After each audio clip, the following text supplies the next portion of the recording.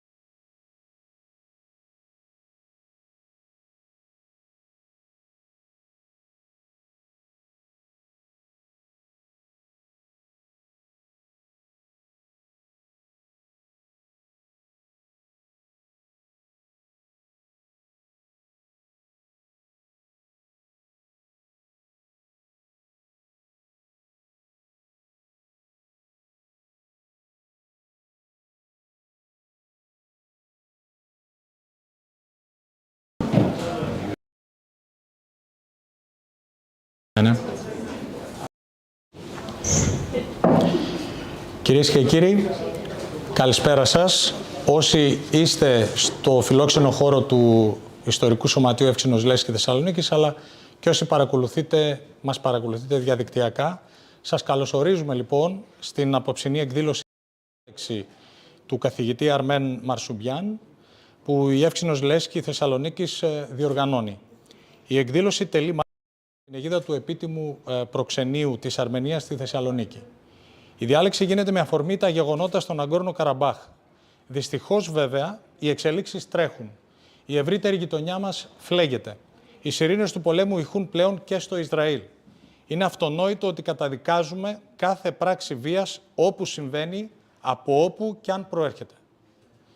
Επιστρέφοντας στο θέμα του Αρτσάχ, ο ξεριζωμός εκατοντάδων χιλιάδων Αρμενίων που πληροφορούμαστε από τα μέσα ενημέρωσης και βλέπουμε στις οθόνες μας, είναι στην ουσία η συνέχιση της τουρκικής πολιτικής εκδίωξης των χριστιανικών πληθυσμών από τις εστίες τους, πολιτική που βίωσαν με τραγικό τρόπο και οι Έλληνες της Καθημάς Ανατολής τον προηγούμενο αιώνα. Τα τεκτενόμενα λοιπόν στον Αγκόρνο Καραμπάχ, που ελάχιστα αγγίζουν δυστυχώς τον υπόλοιπο κόσμο, δεν θα μπορούσαν να αφήσουν ασυγκίνητη και αδιάφορη την Εύξηνο Λέσχη Θεσσαλονίκης. Παρακαλούμε στο σημείο αυτό τον επίτιμο πρόξενο της Αρμενίας στη Θεσσαλονίκη, κύριο Άκη Νταγκαζιάν, να απευθύνει χαιρετισμό.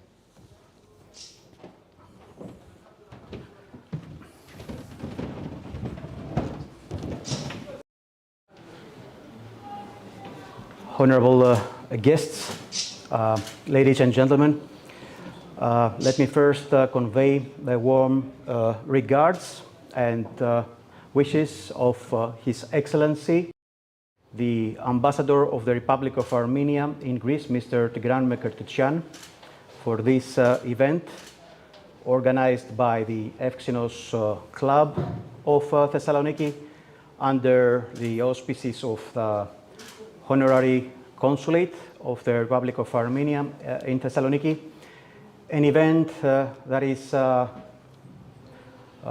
more than topical after the recent developments in Artsakh. It is my pleasure and indeed my honor being here with you this evening to welcome our renowned compatriot, Mr. Armen Marsoobian, distinguished professor of philosophy at Southern Connecticut State University. Mr. Marsoobian, let me also extend my deepest and sincere condolences for the recent loss of your cousin in Athens to your kind self, Astfats Joaquin Lusabore. As you well very much aware, Greeks and Armenians are linked with ancestral bonds of friendship. In the long common historical path, we have experienced, both of us, lots of catastrophes and tragedies. But unfortunately, we face similar geopolitical challenges to this day. Armenia is fully committed to the basic principle of preserving international law, of defending international justice, and in this context, Armenia is one of the few only countries, if I'm not mistaken, four, that have recognized the genocide of Pontic Greeks. Recently, Armenian nation is witnessing a new genocide this time against the Armenians of Artsakh. And in our case, a genocide under the same moral instigator. To my compatriots that are here with us tonight, I would like to stress the following. The Azeri aggression will not bend us. In our long history, we have been through much greater catastrophes and tragedies. In all cases, not only we have survived, but we have prevailed. The same will happen now, my dear compatriots. Be sure that we will emerge even stronger after this ordeal. To the Greek audience, I would like to stress the following. Dear Greek sisters and brothers, let us all unite. Let's unite our voices for the recognition of the crimes that still plague our region. United, we can succeed.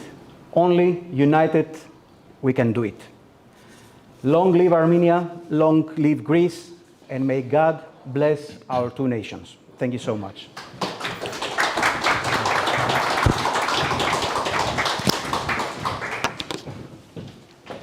Ευχαριστούμε τον επίτιμο πρόξενο της Αρμενίας στη Θεσσαλονίκη, κύριο Άκη Νταγκαζιάν, ο οποίος μετέφερε τους χαιρετισμούς του πρέσβη της Αρμενίας για την σημερινή εκδήλωση. Υπό την αιγίδα του προξενείου, του επίτιμου προξενείου, όπως είπαμε, τελεί η συγκεκριμένη εκδήλωση.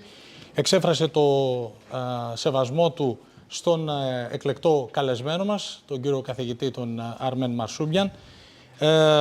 Τόνισε τους ιστορικούς δεσμούς Ελλάδας και Αρμενίας, Ελλήνων και Αρμενίων και το πόσο το ίδιο τραγικά βίωσαν την πολιτική της Τουρκίας και που δυστυχώς και σήμερα εξακολουθεί η Αρμενία με τα γεγονότα στο Αρτσάχ να βιώνει.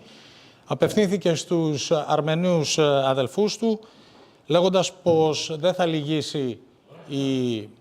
λυγίσουν οι Αρμένοι από την πολιτική των Αζέρων και απευθυνόμενος στους Έλληνες ζήτησε να ενώσουμε τις δυνάμεις μας, τις φωνές μας, γιατί η ισχύς είναι εν τη ενώση σε βάρος κάθε φορά τέτοιων τραγικών γεγονότων, αλλά και εγκληματικών συμπεριφορών. Πριν όμως παρουσιάσουμε τον εκλεκτό καλεσμένο μας, να σημειώσουμε ότι ξεκινάει και φέτος το Λαϊκό Πανεπιστήμιο της Ευξήνου Λέσχης, θεσμός στον οποίο το σωματείο μας αναβίωσε το έτος 2020-2021 μεσούσης της υγειονομικής κρίσης που επέφερε ο κορονοϊός, με ενέργειες του τότε Προέδρου κ. Γιώργου Λυσαρίδη και του Διοικητικού Συμβουλίου εκείνης της περίοδου. Για όσους ίσως δεν γνωρίζουν, το Λαϊκό Πανεπιστήμιο της Ευξήνου Λέσχης της Θεσσαλονίκης πρωτολειτουργήσε στην περίοδο 1939-40. Φέτος, την τέταρτη χρονιά πραγματοποίησης του, ο κύριος θεματικός άξονας του Λαϊκού Πανεπιστημίου θα αφορά στην ανταλλαγή των πληθυσμών και στην προσφυγική εγκατάσταση στον ελλαδικό χώρο, κυρίως στη Βόρεια Ελλάδα.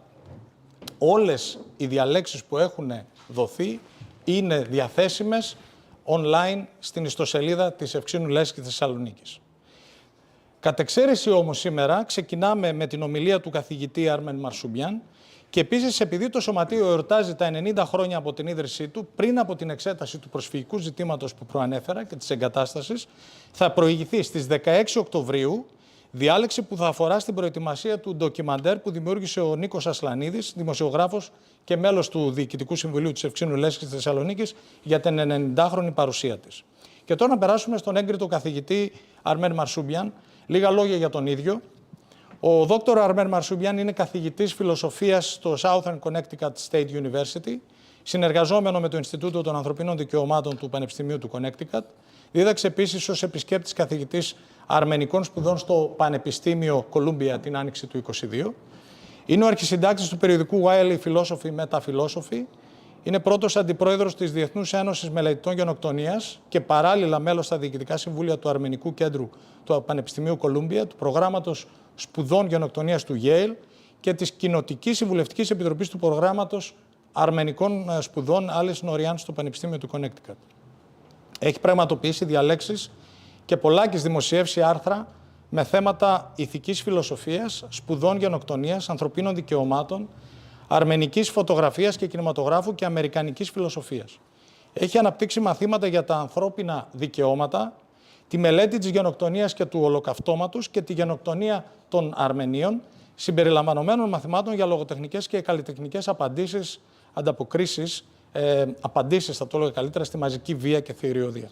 Συνεργάζεται στενά με το Τμήμα Ψηφιακών Μέσων και Σχεδιασμού του Πανεπιστημίου του Κονέκτικατ για το αρμενικό πρόγραμμα μνήμης που ενσωματώνει προφορικές μαρτυρίες και αρχεία σε φιλμ και ψηφιακές εκθέσεις που δημιουργούνται από φοιτητές. Είναι μέλος της Συμβουλευτικής Επιτροπής Παιδείας του Κονέκτικατ για τη Γενοκτονία και το ολοκαύτωμα στην εκπαίδευση. Ο καθηγητής Armen Marsoobian έχει συνεπιμεληθεί 7 βιβλία, ορισμένα μόνο αναφέρουμε.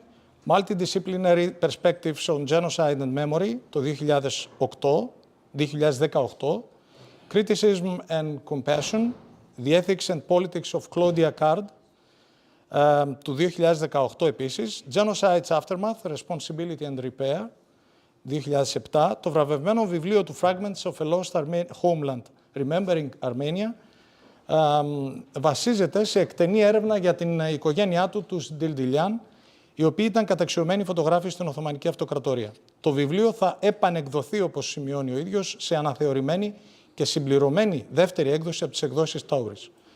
Οργάνωσε εκθέσεις του φωτογραφικού αρχείου Ντιλντιλιάν στην Τουρκία, Κωνσταντινούπολη, Μερζιφούντα, Ντιγιάρμπακυρ, Άγκυρα, στην Αρμενία, στο Ερεβάν, στη Μεγάλη Βρετανία, στο Λονδίνο, στην Ελλάδα, στην Αθήνα και σήμερα και στη Θεσσαλονίκη πλέον. Και βέβαια και στις Ηνωμένες Πολιτείες σε διάφορες πόλεις. Η έκθεση θα ταξιδέψει και στη Βαλάνση της Γαλλίας. Ο συνοδευτικός τόμος οδηγός της έκθεσης εκδόθηκε και στα αγγλικά και στα τουρκικά. Τέλος, ο καθηγητής Armen Marsoobian έχει συνεργαστεί στενά με μη κυβερνητικές οργανώσεις στην Τουρκία, που επικεντρώνονται στη μεταχείριση των μειονοτήτων και την ευθύνη σχετικά με τη γενοκτονία των Αρμενίων.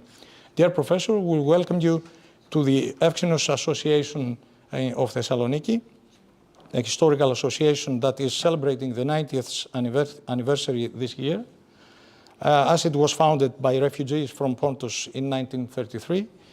Thank you for honoring us with your presence, and we await with great interest what you have to say about the long shadow of genocide, that is the title of your speech, denial, national narratives, and heritage destruction, a topic you know extremely well.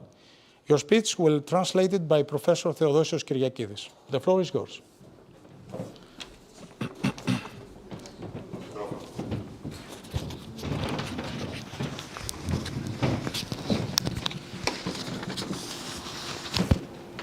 Okay. Thank you for that kind introduction. I heard my whole life being presented to you in Greek, and I could some of it. As you said at the end, my story is quite similar to the story of many of you here in this club, because in a sense, my family were refugees from the Pontus, because my family, the Dildilian family, and also the Der Haratunyan family, left Samsun in 1922, the same time that the Greeks were expelled from their ancient homeland. So we shared this history, and as was mentioned, the exhibition at the Museum of Byzantine Culture is based on the story of the family, and the photographs capture not only American life, but the Armenian life, but also the Greek life. And I'll let Theo translate. Σας ευχαριστώ πολύ. Άκουσα την ζωή μου, το βιογραφικό μου στα ελληνικά, μπόρεσα να παρακολουθήσω λίγο. Καθώς και η δική μου οικογένεια προέρχεται ήρθε το 1922 από τη Σαμψούντα ως πρόσφυγες, έχουμε αρκετά κοινά. Και στη συνέχεια έκλεισε μοιραζόμαστε δηλαδή την ίδια ιστορία, οι Αρμένοι και οι Έλληνες, και έκλεισε λέγοντας ότι η έκθεση που πραγματοποιείται στο Βυζαντινό Μουσείο στη Θεσσαλονίκη, τα εγγένεια νομίζω είναι την Τετάρτη, αν δεν κάνω λάθος, βασίζεται στην ιστορία της οικογένειάς του, αλλά όχι μόνο στην αρμένικη ιστορία, αλλά έχει και αρκετά στοιχεία από την ελληνική ιστορία. First of all, I'd like to thank everyone who helped organize this. Theo is someone I've known for many years now through my work, our mutual work in genocide studies and the organization that I belong to. And I also like to thank the chair of Pontic Studies at Aristotle University, Kyriakos, for the kind introduction, and the co-sponsors for this event, who you met, the Honorary Council of the Republic of Armenia, the Honorable Dagazian Akis, and the Ambassador Markichian, isn't it? And yes. And also the club for welcoming me here. When I first proposed this talk to Theo, I had something different in mind, and I have to be careful to not say too much so we can get the translation. Yeah, thank you. Ευχαριστώ πολύ όσους συνέβαλαν στη διοργάνωση αυτής της εκδήλωσης. Το Θεοδόσιο Κυριακίδη που γνωριζόμαστε από τις δραστηριότητες σπουδές, τον Κυριάκο Χατζικυριακίδη, τον προϊστάμενο της έδρας Πολιακών Σπουδών, τον Άκη τον Δαγκαζιάν, τον επίτιμο προξενείου της Αρμενίας στη Θεσσαλονίκη, καθώς και τον πρέσβη της Αρμενίας και την Εύξηνο Λέσχη Θεσσαλονίκης.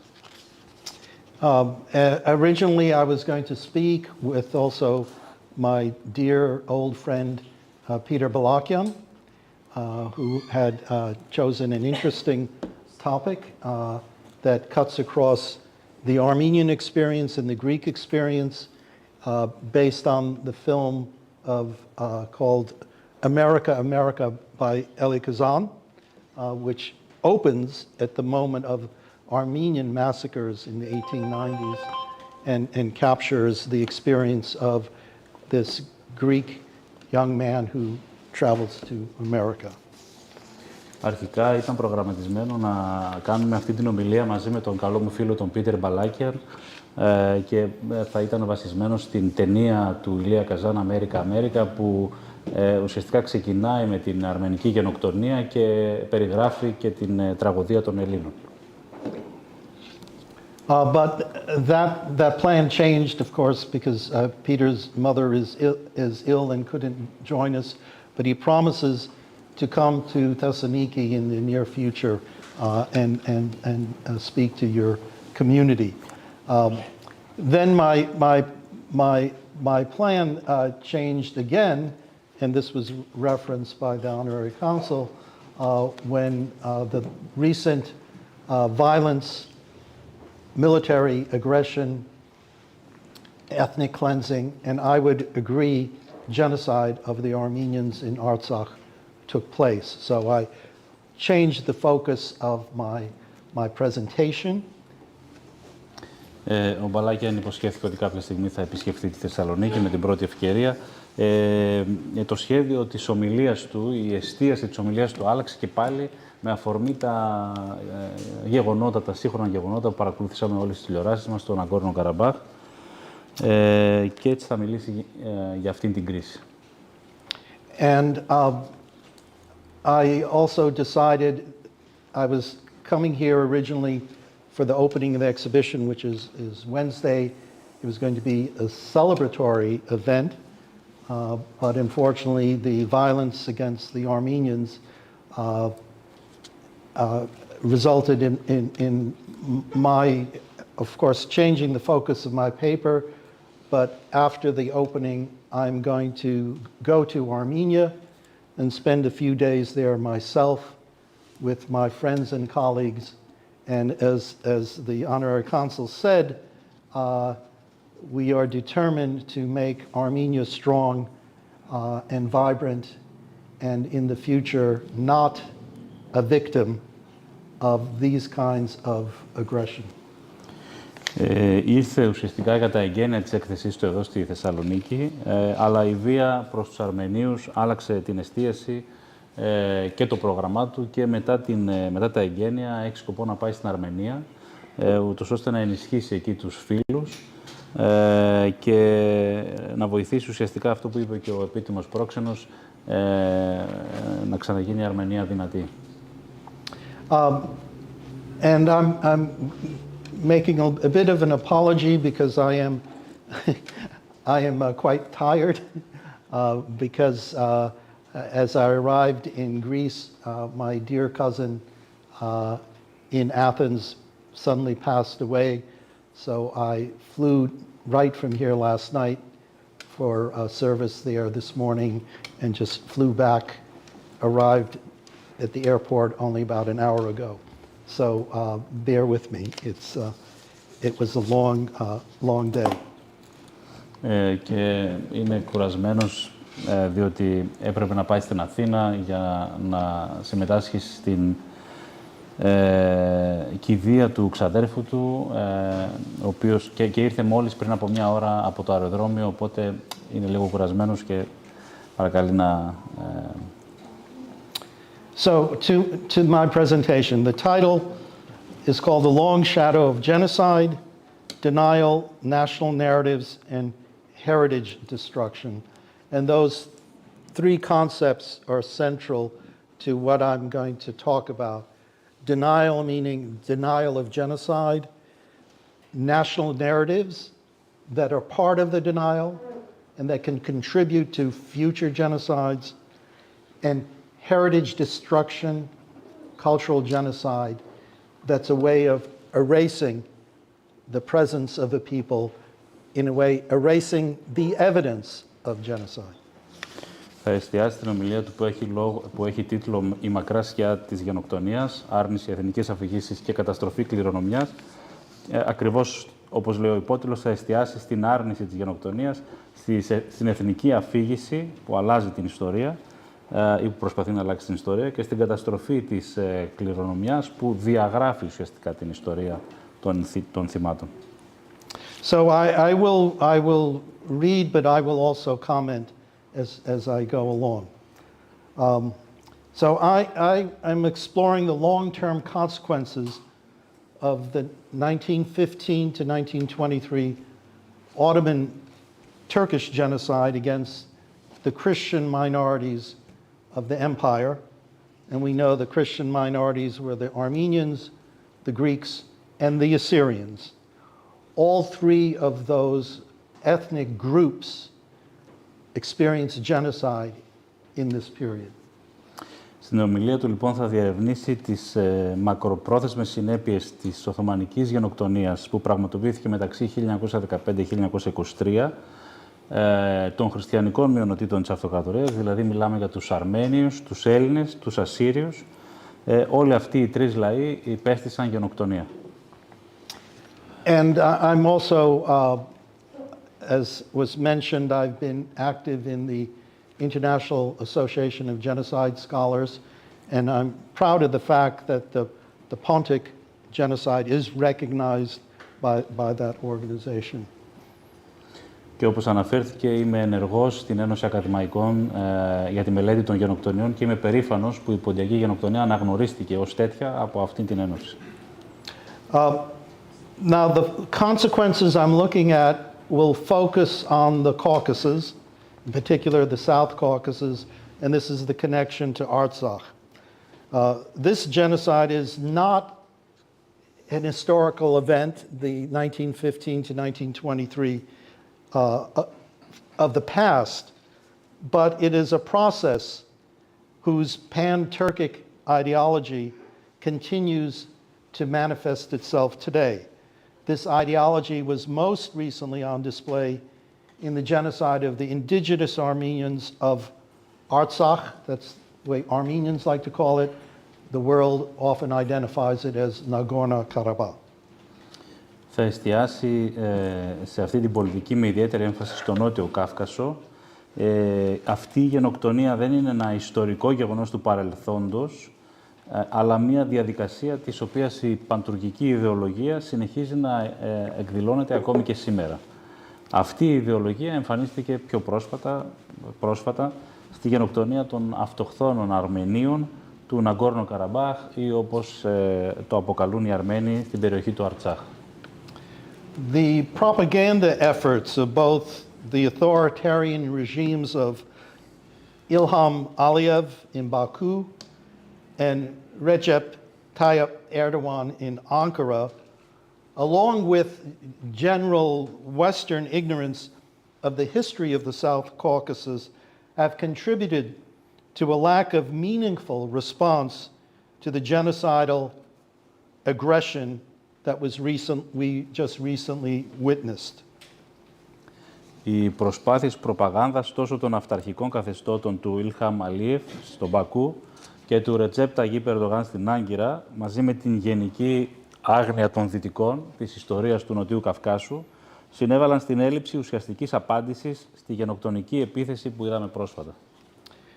The forced exodus of nearly the entire population of 120,000 indigenous Armenians of Artsakh is only the most recent step in a genocidal process of ethnic cleansing that began in the early years of the 20th century. Η αναγκαστική έξοδος σχεδόν ολόκληρου του πληθυσμού, μιλάμε για 120.000 αυτόχθονες Αρμένιους από το Αρτσάχ, είναι μόνο το πιο πρόσφατο βήμα σε μια γενοκτονική διαδικασία εθνοκάθαρσης που ξεκίνησε στα πρώτα χρόνια του 20ου αιώνα. The existential threat that Armenia now faces arises in part from a woeful ignorance about the origins of the genocidal violence and the ongoing cultural destruction perpetrated against Armenians in this region. One of the major historical misunderstandings of the Armenian genocide is the belief that the genocide ended with the defeat of the Ottoman Turks in October 1918. Η υπαρξιακή απειλή που αντιμετωπίζει τώρα η Αρμενία προκύπτει εν μέρη από μια θλιβερή άγνοια σχετικά με την προέλευση της γενοκτονικής βίας και της συνεχιζόμενης πολιτιστικής καταστροφής που διαπράχθηκε κατά των Αρμενίων σε αυτή την περιοχή.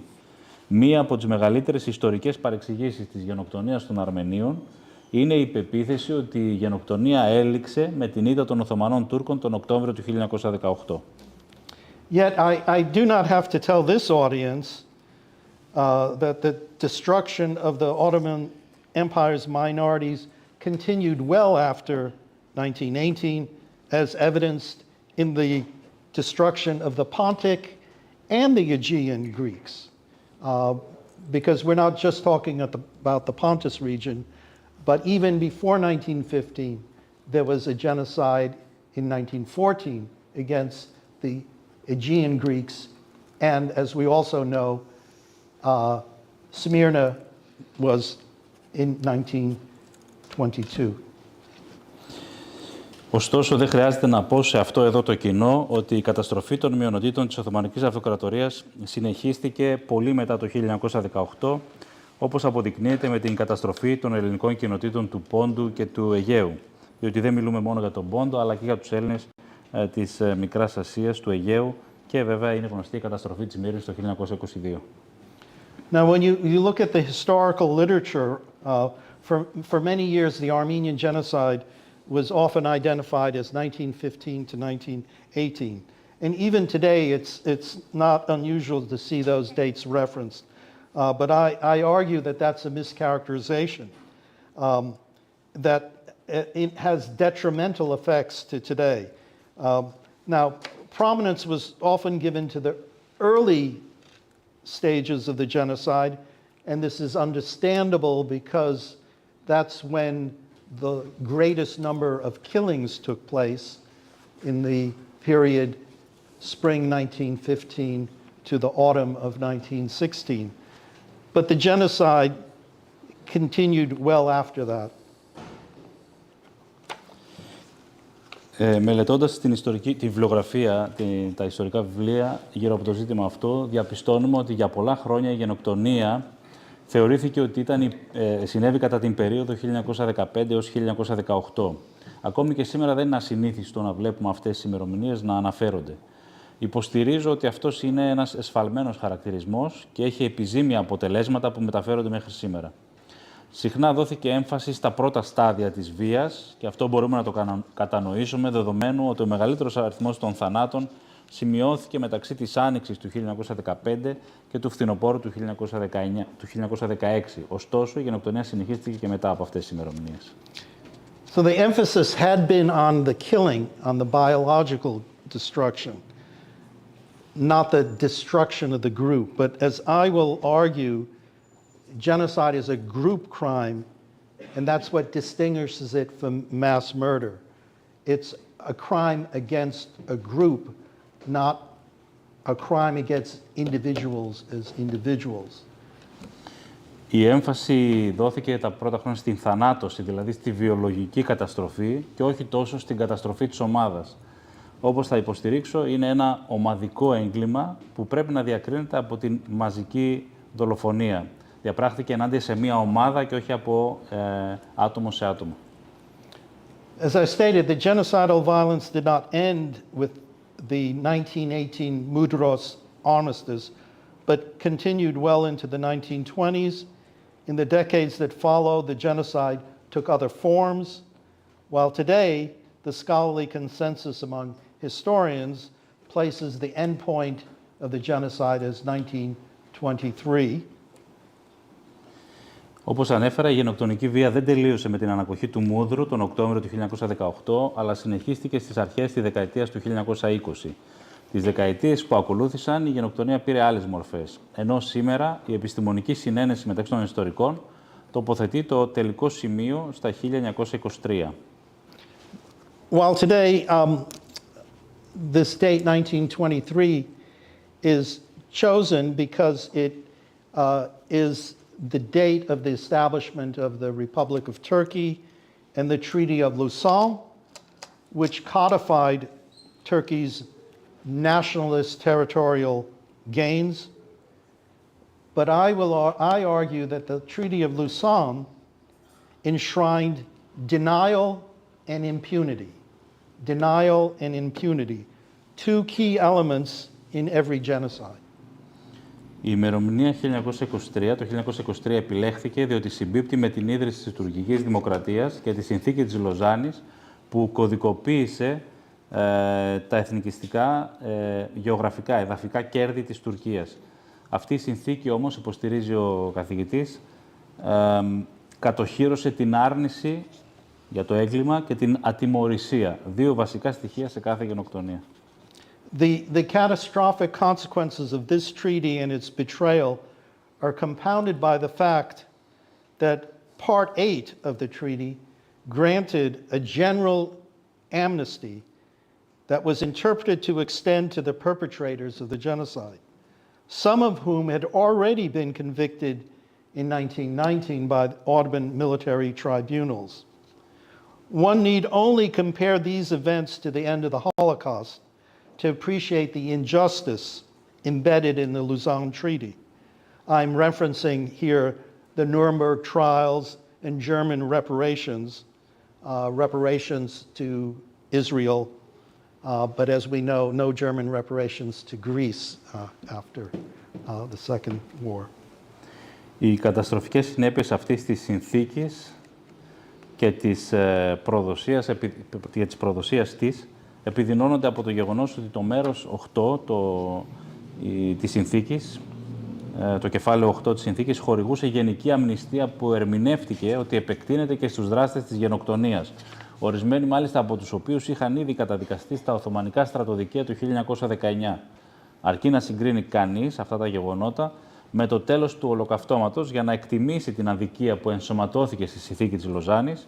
Και εδώ αναφέρεται στην δίκη της Νιρεμβέργης και στις γερμανικές αποζημιώσεις, οι οποίες αποδόθηκαν στο Ισραήλ, αλλά όχι στην Ελλάδα.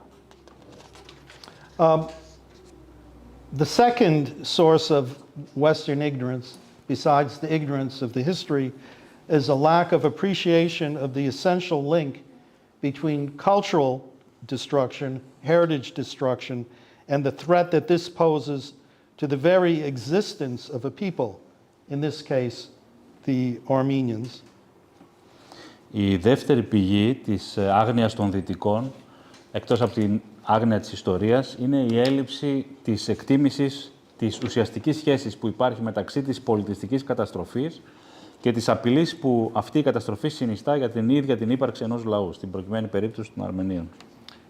So I do not distinguish cultural genocide from genocide.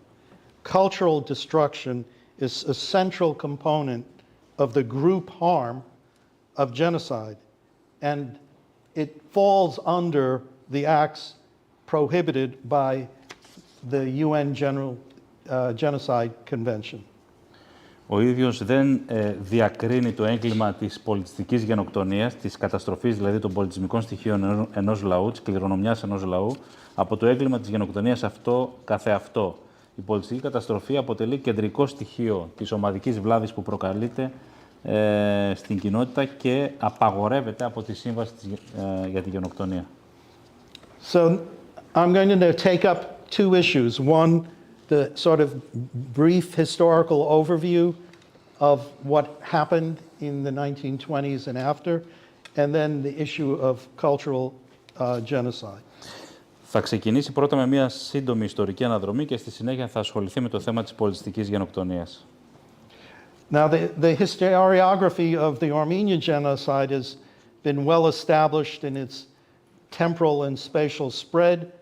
While most of the violence and killing in the early years took place in Anatolia, the Armenian highland, and in the Syrian desert, the violence steadily shifted toward the east, into the Caucasus, into the lands of the former Russian Empire. Η ιστοριογραφία της γενοκτονίας των Αρμενίων έχει καθιερώσει καλά τη χρονική και χωρική της διάδοση, το πώς δηλαδή εξελίχθηκε χρονικά και γεωγραφικά. Ενώ το μεγαλύτερο μέρος της βίας και των δολοφονιών τα πρώτα χρόνια πραγματοποιούνταν στην Ανατολία, στα αρμενικά υψίπεδα και στην έρημο της Συρίας, η βία μετατοπίστηκε σταθερά ανατολικότερα στον Κάφκασο και στα εδάφη της πρώην Ρωσικής Αυτοκρατορίας. Now, the violence escalated well after the Mudros armistice in 1918, despite the requirement of that armistice that Turkish forces had to retreat to pre-war levels. That didn't happen. The Turkish military constantly violated the armistice by infiltrating agents and agitators into the Caucasus to instigate Turkic Tartars to take up the cause of genocide. Αυτή η βία κλιμακώθηκε πολύ μετά την ανακοχή του Μούδρου του 1918, παρά την απέτηση της ανακοχής για απόσυρση των τουρκικών δυνάμεων σε θέσεις πρώτου πολέμου. Αυτό δεν συνέβη, αλλά ο τουρκικός στρατός παραβίαζε συνεχώς την ανακοχή του Μούδρου, στέλνοντας στρατιωτικούς πράκτορες και ταραχοποιούς στον Κάφκασο για να υποκινήσουν τους τουρκικούς ταταρικούς λαούς να αναλάβουν αυτοί με τη σειρά τους την υπόθεση γενοκτονίας. The ignorance in the West about the events in the southern Caucasus in the years prior to the Bolshevik takeover of the region in December 1920 contributes to many experts misunderstanding the current conflict in Artsakh. Υπάρχει βαθιά άγνοια στη Δύση ως προς τα γεγονότα στο Νότιο Κάφκασο τα χρόνια πριν από την κατάληψη της περιοχής από τους Μπολσεβίκους το Δεκέμβριο του 1920 και εξαιτίας αυτής της άγνοιας είναι που τα λεγόμενα think tank και τα δυτικά μέσα ενημέρωσης απλοποιούν τη σημερινή κατάσταση στο Αζερμπαϊτζάν. It is because of this ignorance that so-called think tanks and Western media outlets simplify the Azerbaijani-Turkish aggression in Artsakh and Armenia as just another impossible to resolve ethnic conflict, rather than a continuation of the genocidal policy originally formulated by the nationalist ideologues of the Committee of Union and Progress, the Young Turks, during the Armenian genocide. Αυτή η απλοποίηση έχει να κάνει με το ότι θεωρούν πως η τουρκική επιθετικότητα στο Αρτσάχ, αυτό που συμβαίνει στο Αρτσάχ, είναι απλώς μία ακόμη αδύνατη επίλυση εθνοτικών συγκρούσεων και όχι ως συνέχιση της γενοκτονικής πολιτικής που διατυπώθηκε αρχικά από τους εθνικιστές ιδεολόγους της Επιτροπής Ένωσης και Προόδου των Νεότουρκων κατά τη διάρκεια της γενοκτονίας των Αρμενίων. Now, the origins of the violence in the Caucasus were neither ethnic nor religious per se, but ethnicity and religion were used by both Russia and the Ottomans to suppress progressive and modernizing movements among Armenians and Greeks whose desire for self-determination had grown in the prior decades. This is the same desire for self-determination that inspired the independence movement in Karabakh during the collapse of the Soviet Union. Η προέλευση της βίας δεν ήταν ούτε εθνική ούτε θρησκευτική αυτή καθ' αυτή, αλλά η εθνότητα και η θρησκεία χρησιμοποιήθηκαν από τις ιμπεριαλιστικές δυνάμεις, ρωσικές και οθωμανικές, για να καταστήλουν προοδευτικά και εξυγχρονιστικά κινήματα μεταξύ των Αρμενίων και των Ελλήνων, των οποίων η επιθυμία για αυτοδιάθεση είχε αυξηθεί τις προηγούμενες δεκαετίες. Αυτή η ίδια η επιθυμία για αυτοδιάθεση είναι που ενέπνευσε και το κίνημα ανεξαρτησίας του Καραμπάχ κατά τη διάρκεια της κατάρρευσης της Σοβιετικής Ένωσης. Now, this suppressive violence began with the 1905 to 1907 Armeno-Tatar massacres, continued with the 1918 invasion of the Islamic Army of the Caucasus that was followed by a Muslim uprising in Azerbaijan, or what's now Azerbaijan, in the summer of 1919. And this culminated with the violent betrayals, first by the British and then by the Soviets in 1920.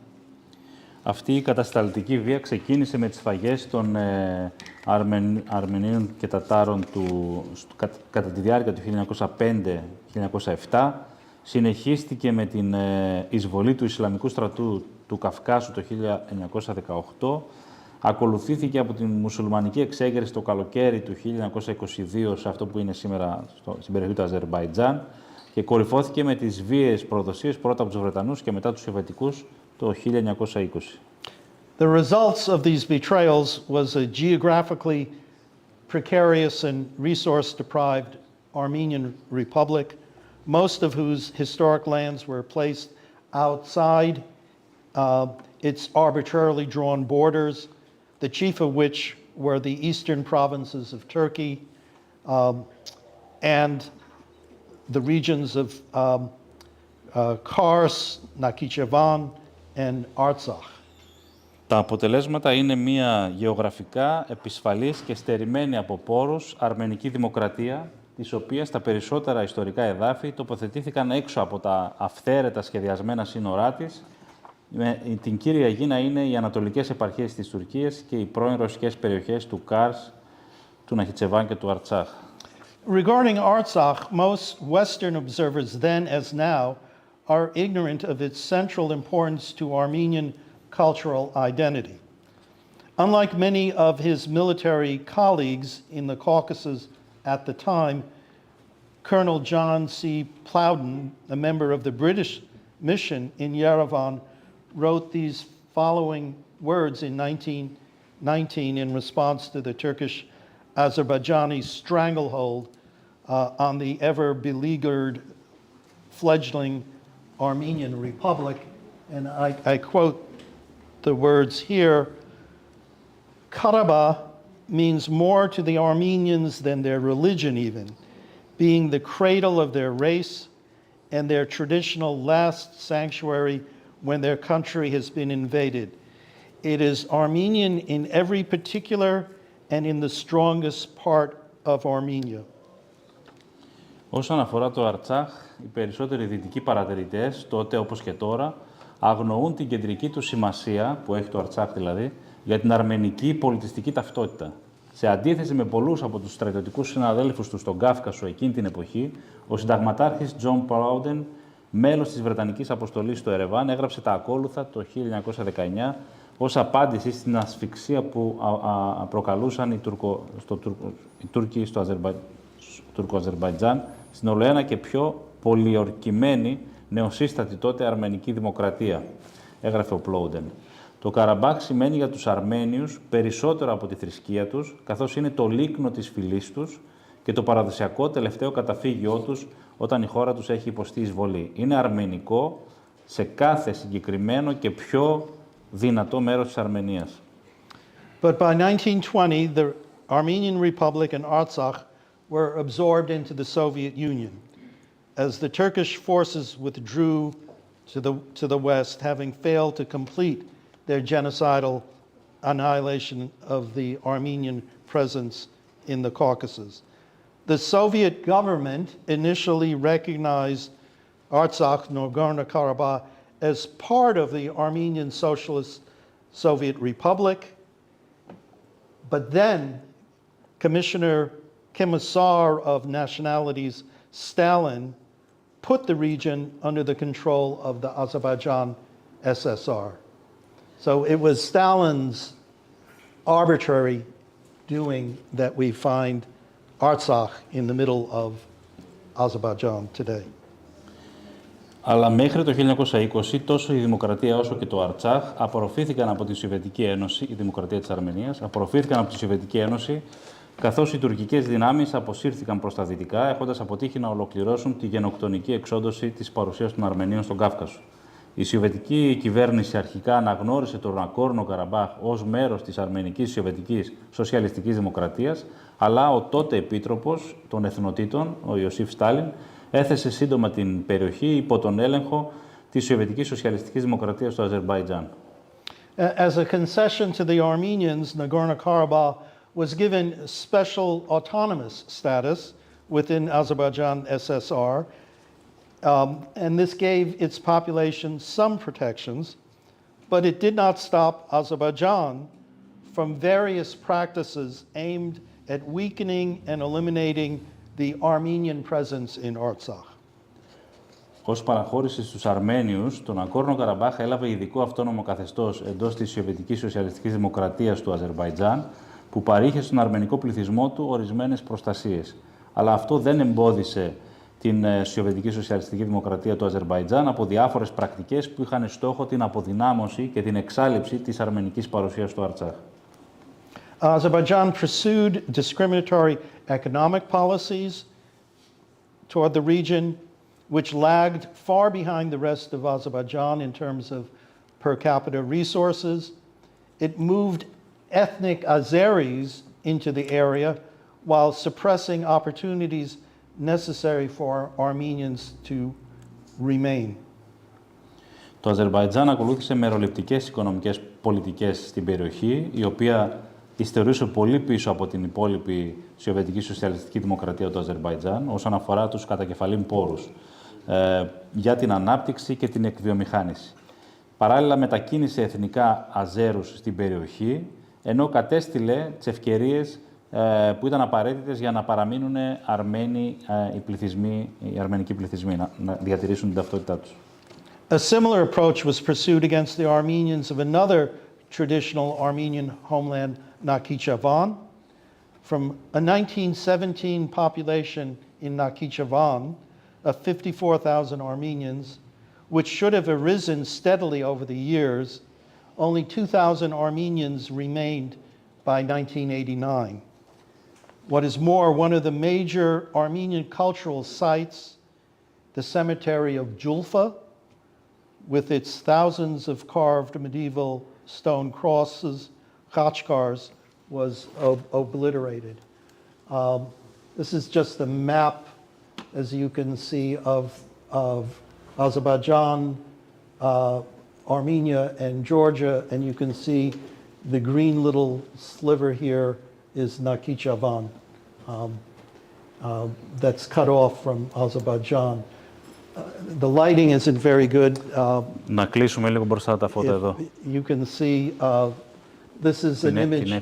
Την έφη. Να μεταφράσω λίγο. Let me translate a little bit your last phrase.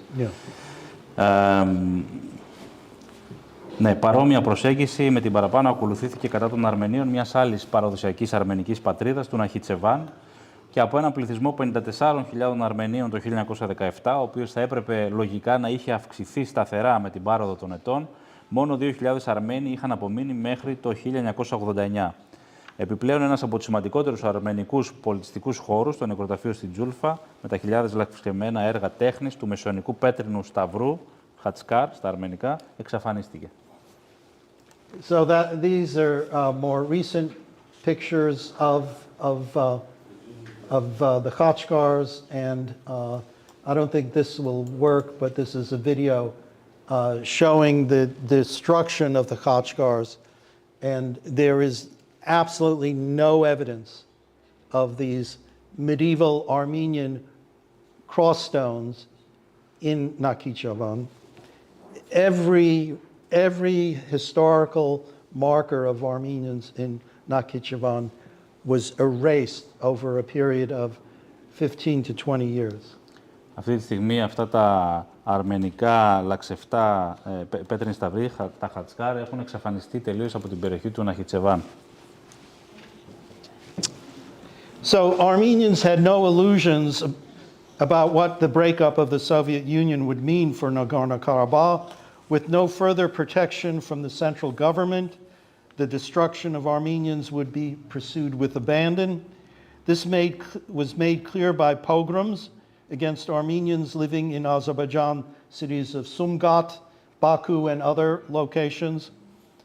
Armenians in the oblast, the autonomous province, had pushed for reunification with Armenia in 1988 and again in 1989 through democratic votes of the council.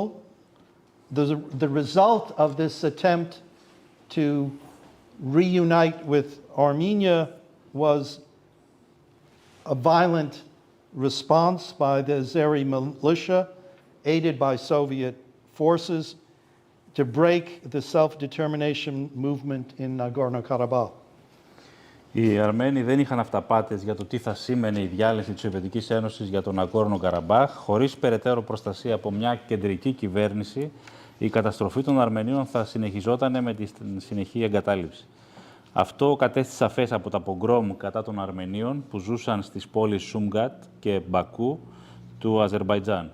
Οι Αρμένοι στην περιφέρεια, στα Ομπλάστ, στις γεωγραφικές περιφέρειες, στις αυτόνομες γεωγραφικές περιφέρειες, είχαν πιέσει για επανένωση με την Αρμενική Σοσιαλιστική Δημοκρατία το 1988 και ξανά το 1989 μέσω ψηφοφοριών στο Συμβούλιο των Λαϊκών Αντιπροσώπων της αυτόνομης περιφέρειας του Ναγκόρνο Καραμπάχ. Το αποτέλεσμα ήταν μια βίαιη προσπάθεια από την αζέρικη πολιτοφυλακή με τη βοήθεια των Σοβιετικών δυνάμεων να σπάσει το κίνημα αυτοδιάθεσης στο Ναγκόρνο Καραμπάχ.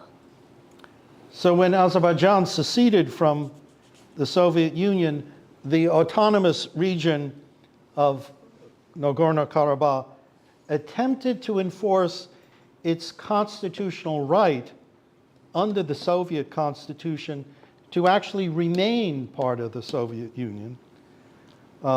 But with the existential threat of annihilation, and in accordance with that same constitution, Armenians took the next step and voted for independence on December 10th, 1991.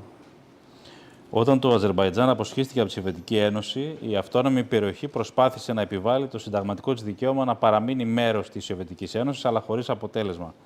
Με την υπαρξιακή απειλή του αφανισμού και σύμφωνα με το Σύνταγμα της Ένωσης Σοσιαλιστικών Σοβιετικών Δημοκρατιών, οι Αρμένοι του Αρτσάχ ψήφισαν υπέρ της ανεξαρτησίας στις 10 Δεκεμβρίου του 1991. What people don't understand is that under the Soviet Constitution, the basis of which Azerbaijan was created, its secession, Nagorno-Karabakh had its own right under that constitution to secede, which is never mentioned in the accounts you hear in the media of a secessionist Armenian enclave. Αυτό που δεν καταλαβαίνουν είναι ότι, με το Σύνταγμα οι Αρμένοι είχαν το δικαίωμα να ζητήσουν την αυτονομία τους, την εξαρτησία τους. Now, after a bloody war over the next several years that cost thousands of lives on both sides, in 1994 a ceasefire was agreed upon, and the Organization for Security and Cooperation in Europe began the process called the Minsk Peace Process to settle the conflict. And I have up here the principles of that proposed resolution of the conflict. And the basic principles reflect a reasonable compromise based on the Helsinki Final Act principles of non-use of force, territorial integrity, equal rights and self-determination of peoples. Οι Αρμένοι επικράτησαν σε έναν αιματηρό πόλεμο τα επόμενα χρόνια που κόστισε χιλιάδες ζωές και στις δύο πλευρές και το 1994 συμφωνήθηκε η κατάπαυση του πυρός και η ειρηνευτική διαδικασία του Μίνσκ, του Οργανισμού για την Ασφάλεια και τη Συνεργασία στην Ευρώπη, ξεκίνησε τη συζήτηση για τη διευθέτηση της σύγκρουσης. Οι βασικές αρχές αντικατοπτρίζουν έναν εύλογο συμβιβασμό που βασίζεται στις αρχές της τελικής πράξης που υπογράφτηκε στο Ελσίνκι για την μη χρήση βίας, την εδαφική ακεραιότητα και τα ίσα δικαιώματα και την αυτοδιάθεση των λαών. So those three ideas, non-use of force, territorial integrity, and self-determination, all you hear today is territorial integrity. Self-determination is not mentioned, certainly by Azerbaijan, and non-use of force, well, you know. Από αυτά τα τρία που αναφέραμε, τη μη χρήση βίας, την εδαφική ακεραιότητα και τα ίσα δικαιώματα και την αυτοδιάθεση των λαών, το μόνο που ακούτε σήμερα είναι για την εδαφική ακεραιότητα. The principles are mentioned here. The compromise was that the territories taken outside of Karabakh were to be given back to Azerbaijan. The status of Nagorno-Karabakh was going to be postponed, providing guarantees for security and governance. A corridor was supposed to be created between Karabakh and Armenia. The legal status was going to be through a legally binding expression of will, meaning the will of the people, and that displaced people could return, and international security guarantees would be put in place through peacekeeping. Αυτές οι αρχές που περιλαμβάνονταν στην τελική πράξη του Ελσίνκι απαιτούσαν μεταξύ άλλων, έκαναν λόγο μεταξύ άλλων για επιστροφή των εδαφών που περιβάλλουν τον Ναγκόρνο Καραμπάχ στον έλεγχο του Αζερμπαϊτζάν, ένα προσωρινό καθεστώς για τον Ναγκόρνο Καραμπάχ που παρέχει εγγυήσεις για την ασφάλεια και την αυτοδιοίκηση, ένας διάδρομος που θα συνδέει την Αρμενία με τον Ναγκόρνο Καραμπάχ, μελλοντικό προσδιορισμό του τελικού νομικού καθεστώτος του Ναγκόρνο Καραμπάχ μέσω μιας νομικά δεσμευτικής έκφρασης της βούλησης των ανθρώπων, το δικαίωμα όλων των εσωτερικά εκτοπισμένων και των προσφύγων να επιστρέψουν στους τόπους τους, της πρώην διαμονής τους, και ότι οι διεθνείς εγγύησεις ασφαλείας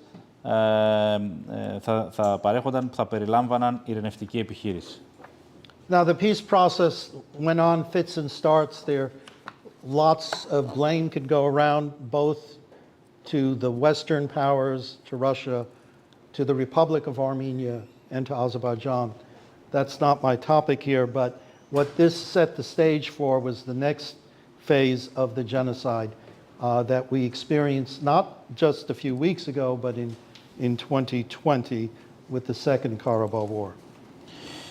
Η ειρηνευτική διαδικασία είχε ξεκινήσει και με τις δύο πλευρές να κατηγορούνται ως υπεύθυνες για την έλλειψη της επίλυσης του προβλήματος και αυτό το σκηνικό ουσιαστικά είχε θέσει τις βάσεις για την επόμενη φάση της γενοκτονίας των αυτοχθόνων Αρμενίων στο Αρτσάχ, για τα οποία θα περάσει τώρα στο δεύτερο μέρος που αφορά την πολιτιστική καταστροφή του. So now I'm going to start talking about the other aspect of the genocide is the cultural destruction and the threat that that poses to the Armenian people. To put it simply, cultural destruction is central to the process of genocide. I've made this argument in a number of publications. Let me just say that it's well established in Raphael Lemkin's work. Raphael Lemkin, who developed the concept of genocide and coined the term genocide, it's well known that his work on genocide began with his experience not of the Holocaust. He's a Polish Jewish legal scholar, but with the Armenian genocide of 1915 to 1923. έχει διατυπώσει, ξεκινάει με το δεύτερο σημείο που θέλει να θίξει στη σημερινή ομιλία, που είναι η σχέση μεταξύ της πολιτιστικής καταστροφής και της υπαρξιακής απειλής που συνιστά αυτή η καταστροφή, η πολιτιστική καταστροφή για τον αρμενικό λαό. Και ουσιαστικά σημειώνει ότι η πολιτιστική καταστροφή είναι κεντρική στη διαδικασία μιας γενοκτονίας. Έχει διατυπώσει και αλλού το επιχείρημα, αναλυτικότερα, αλλά μερικά από τα επιχειρήματα που έχει διατυπώσει στα άρθρα του, τα παλαιότερα, θα τα αναφέρει και εδώ. Και είναι βασικό να έχουμε στο μυαλό μας ότι στο έργο του Ράφαελ Λέμκινγκ, ο οποίος είναι ένας Πολωνοεβραίος νομικός, ο οποίος καθιερώνει την έννοια της γενοκτονίας, δεν εξετάζει τις σφαγές του ολοκαυτώματος, δεν εξετάζει το ολοκαύτωμα, αλλά βασίζεται, για να διατυπώσει την έννοια της γενοκτονίας, στις σφαγές των Αρμενίων. As early as 1933, Lemkin proposed a law against genocide, and in his writings, he states, these attacks carried out against an individual as a member, genocide is an act carried out against an individual as a member of collectivity. The goal of the author, the perpetrator, is not only to harm an individual, but also cause damage to the collectivity to which the latter belongs. Offenses of this type bring harm not only to human rights, but also, and most especially, they undermine the fundamental basis of the social order. Ήδη από το 1933, πολύ πριν κωδικοποιήσει τη γενοκτονία στο διεθνές, πολύ πριν από την κωδικοποίηση της γενοκτονίας στο διεθνές δίκαιο, ο Ράφαελ Λέμκινγκ τόνισε τη συλλογική φύση αυτού του εγκλήματος. Δηλαδή ότι δεν πρόκειται για επιθέσεις που γίνονται εναντίον ενός ατόμου απλά, αλλά γίνονται επιθέσεις που γίνονται εναντίον ενός ατόμου ως μέλος μιας συλλογικότητας. Στόχος του συγγραφέα δεν είναι μόνο στόχος του δράστη δεν είναι μόνο να βλάψει ένα άτομο και να προκαλέσει βλάβη, αλλά να το βλάψει και να προκαλέσει βλάβη στη συλλογικότητα στην οποία ανήκει αυτό το άτομο. Τα αδικήματα αυτού του τύπου βλάπτουν όχι μόνο τα ανθρώπινα δικαιώματα, αλλά κυρίως υπονομεύουν τη θεμελιώδη βάση της κοινωνικής τάξης. Such crimes against groups can take a further social dimension when culture is singled out for attack. And Lemkin writes above, an attack targeting a collectivity can also take the form of systematic and organized destruction of the art and cultural heritage in which the unique genius and achievements of a collectivity are revealed in the fields of science, art, and literature. Τέτοια εγκλήματα κατά ομάδων μπορούν να λάβουν μια περαιτέρω κοινωνική διάσταση όταν επιλέγεται, όταν στοχεύεται ο πολιτισμός για καταστροφή. Ο Λέμκινγκ έγραψε, ανοίγουν εισαγωγικά, μια επίθεση που στοχεύει μια συλλογικότητα μπορεί επίσης να λάβει τη μορφή συστηματικής και οργανωμένης καταστροφής του πολιτισμού, της τέχνης, της πολιτιστικής κληρονομιάς, στην οποία εκεί αποκαλύπτεται η μοναδική ιδιοφυΐα και το επίτευγμα μιας συλλογικότητας, όπως είναι οι λαοί, τα έθνη, στους τομείς της επιστήμης, των τεχνών και της λογοτεχνίας. So Lemkin and I agree that destroying the cultural heritage of a group and suppressing cultural production is the surest way to destroy the group. So it's not just the biological destruction of people, but in destroying the culture, you destroy the group. Έτσι, τόσο ο Λέμκινγκ όσο και εγώ πιστεύουμε ότι η γενοκτονία είναι ένα ομαδικό έγκλημα. Η καταστροφή της πολιτιστικής κληρονομιάς της ομάδας και η καταστολή της πολιτιστικής παραγωγής της ομάδας αυτής είναι ο πιο σίγουρος τρόπος για να καταστραφεί αυτή η ομάδα. Να πάψει να παράγει πολιτισμό και... Now, we all know that for a century in the Republic of Turkey, both Armenian and Greek cultural heritage has been destroyed. Some of it neglected, but a lot of it consciously destroyed.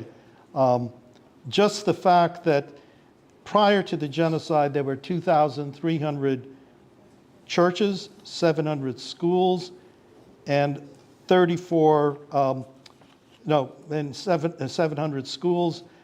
Today, there are only 34 churches and 12 schools in the Republic of Turkey. Much work on cultural heritage recovery has been undertaken, but sometimes it's been hindered by the Turkish state. The urgency is even greater within Artsakh, especially now that Armenians have been expelled from Artsakh. Δεν χρειάζεται εδώ να επαναλάβουμε ότι εδώ και έναν αιώνα καλά τεκμηριωμένα στοιχεία της καταστροφής της αρμενικής και ελληνικής πολιτικής κληρονομιάς από το τουρκικό κράτος σε ολόκληρη την Ανατολία και τα αρμενικά εψίπεδα. Τα γεγονότα είναι ξεκάθαρα και δεν αμφισβητούνται. Πριν από τη Γενοκτονία υπήρχαν περίπου 2.300 εκκλησίες και 700 σχολεία, ενώ σήμερα στην Τουρκία, ενώ σήμερα υπάρχουν 34 εκκλησίες και 12 σχολεία. Πολλές εργασίες για την ανάκτηση της κληρονομιάς έχουν αναλυφθεί από μελετητές και ακτιβιστές, αν και συχνά παραμποδίζονται από το τουρκικό κράτος. Η επίγουσα ανάγκη είναι ακόμη μεγαλύτερη εντός του Αρτσάκ, τώρα ειδικά που οι Αρμένοι έχουν εκδιωχθεί. Now, I'd like to cite some obvious and some less obvious examples of how Azerbaijan has been laying the groundwork for the historical erasure of indigenous Armenians of this region. In the more than 2 decades leading up to the 2020 war, the 44-day war, as it's sometimes called, there's been an ongoing systematic campaign of erasure of Armenian cultural heritage in all the regions controlled by the Azeri government. All this is well documented. This is just an example of Caucasus Heritage Watch. This is a forensic archaeological organization out of Cornell that does satellite imagery to document the destruction.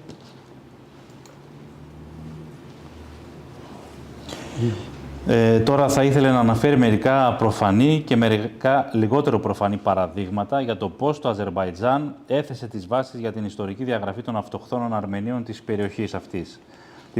Για περισσότερες από 2 δεκαετίες που προηγήθηκαν του πολέμου του Καραμπάχ το 2020, ή όπως είναι γνωστός αλλιώς ο πόλεμος των 44 ημερών, υπήρξε μια συστηματική και συνεχής εκστρατεία διαγραφής της αρμενικής πολιτιστικής κληρονομιάς στις περιοχές που είχαν υπό τον έλεγχό τους οι αζερικές κυβερνήσεις. I'm going to skip some of this because it's going to be a long evening, but these are examples of articles that have been written about the destruction. The Julfa Cemetery was a UNESCO heritage site. UNESCO did nothing after the destruction. And most recently, skipping down to the bottom of that page, the International Court of Justice has issued a ruling which are called provisional measures against Azerbaijan regarding cultural heritage destruction.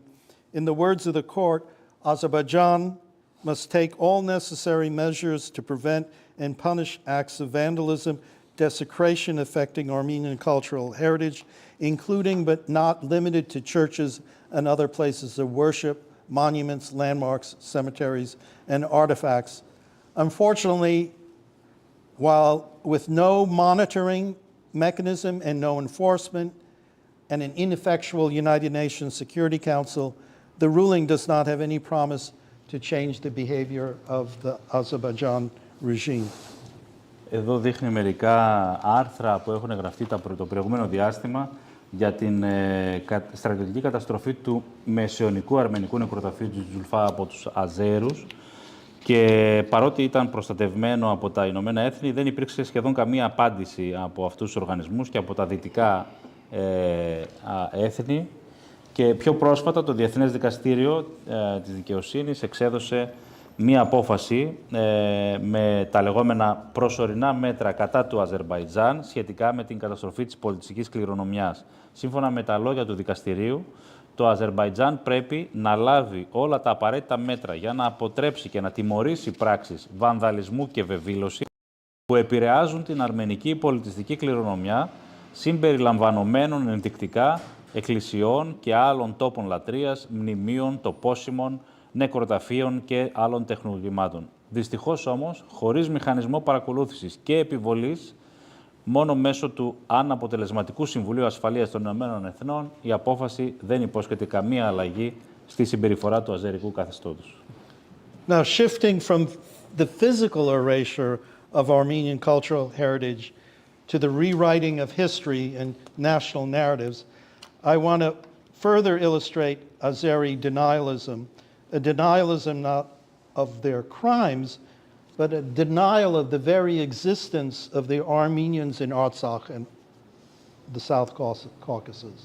So it's not a denial of the crime against Armenians, it's a denial that there were Armenians. So if there are no Armenians there in the first place, then there's no crime.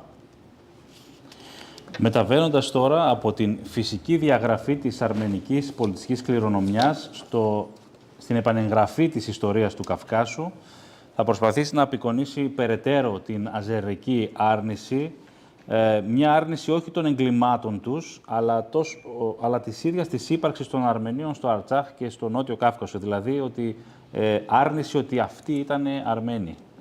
The first illustration comes from what is known as the Baku School of Historiography, the main objective of which is to propagate a history to be employed at all levels of school curriculum that delegitimizes the Armenian presence in the South Caucasus and Artsakh in particular, by portraying Armenians as late settler colonists on ancestral Turkic lands. So these were Turkic lands that Armenians came and settled on. Η πρώτη εικόνα εδώ που δείχνει προέρχεται από αυτό που είναι γνωστό ως η στολή ιστοριογραφίας του Μπακού, ο κύριος στόχος της οποίας είναι να διαδώσει μια ιστορία που θα χρησιμοποιείται, μια ιστοριογραφία που θα χρησιμοποιηθεί σε όλα τα επίπεδα του σχολικού προγράμματος και που απονομιμοποιεί την παρουσία των Αρμενίων στο Νότιο Κάυκασο και ειδικότερα στο Αρτσάχ, απεικονίζοντας τους Αρμενίους ως όψιμους επίκους σε προγονικά τουρκικά εδάφη. While holding no scholarly legitimacy outside of Azerbaijan, this pseudo-history is pumped out in thousands of publications, not only to the Azeri public, but to the country's neighbors and to the West. You can find this in libraries. It's translated into Georgian and Russian.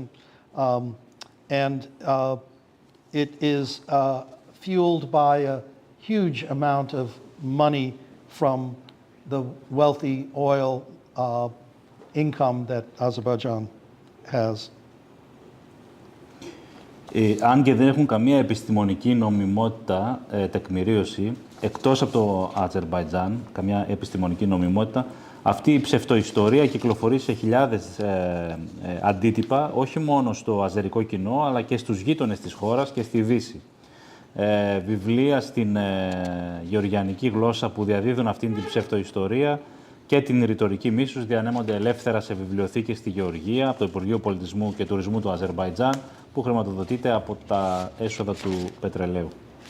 And this is just a quote example.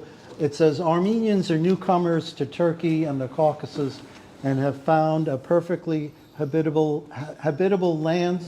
They have taken advantage of the hospitality of Turkic peoples and have decided to settle here for good.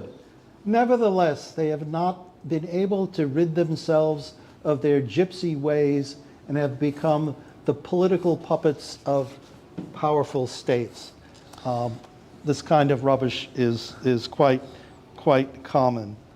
Και στα βιβλία αυτά περιέχονται αποσπάσματα όπως οι Αρμένοι είναι νεοφερμένοι στην Τουρκία και τον Κάυκασο και έχουν βρει εδώ τέλεια κατοικήσιμα εδάφη, εκμεταλλεύονται την φιλοξενία των τουρκικών λαών και αποφάσισαν να εγκατασταθούν εδώ για τα καλά, να μείνουν μόνιμα.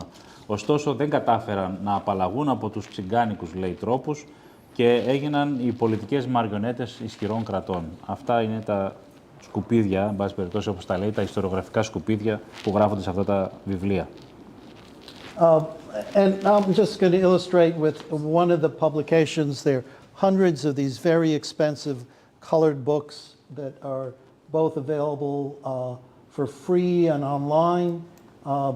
And they call the region where Armenians live in Karabakh as Albanian, Caucasian Albanian. And all the Armenian gems of medieval architecture are called Caucasian Albanian, a completely if you can't destroy the monastery, you can at least call it something else and not Armenian. And the idea is to call it Caucasian Albanian. Όμορφα εικονογραφημένα βιβλία, όπως είδαμε πριν, που παράγονται στα αγγλικά και διανέμονται ευρέως σε έντυπη και ηλεκτρονική έκδοση.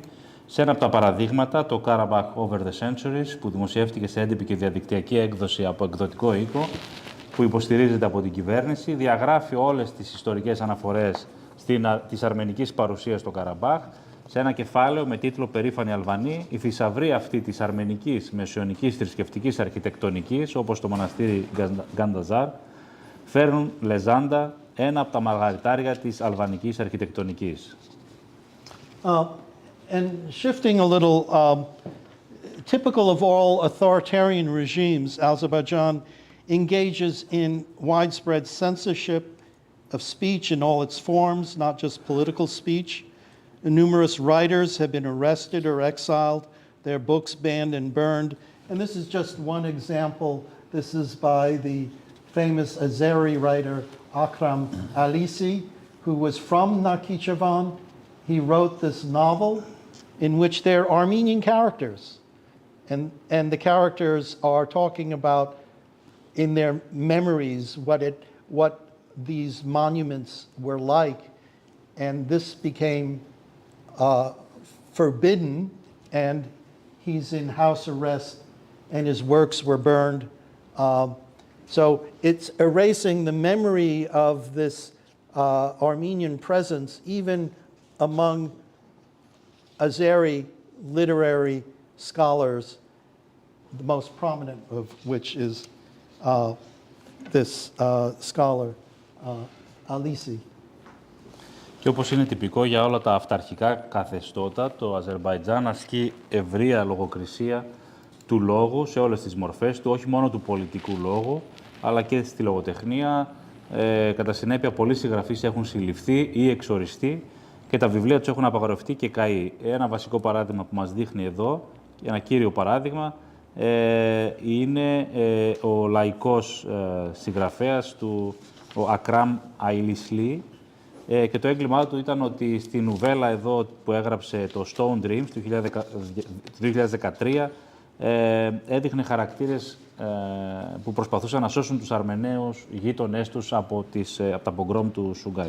Αυτά όλα εδώ είναι υποδιωγμό, αυτές οι προσπάθειες. And these are photos from his hometown. As you can see, the Armenian monastery there and church. This all existed into the early part of the 20th century, into the late part of the 20th century. And this church, this photo is from probably around 1990. This is the site today.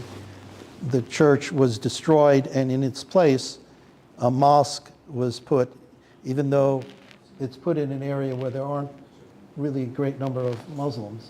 And this is typical of what is done. This is another church. It's gone in the upper left-hand side, and it's replaced by another mosque. So it captures the whole cycle of rewriting the landscape.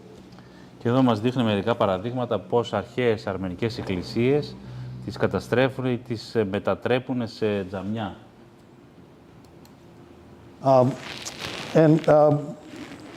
I'll get to this last illustration.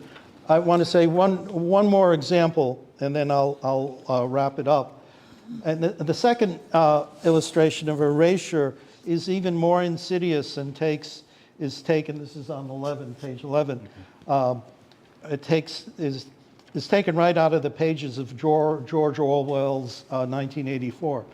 This involves the wholesale sanitizing of Azerbaijani literary canon. I'm talking about fiction here that existed before the breakup of the Soviet Union.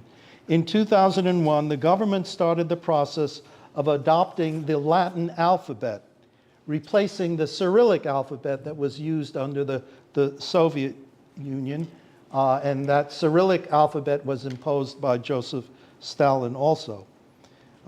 One particular researcher, Ararat Serkeyan, has discovered that this process accelerated in 2004 under Ilham Aliyev's government.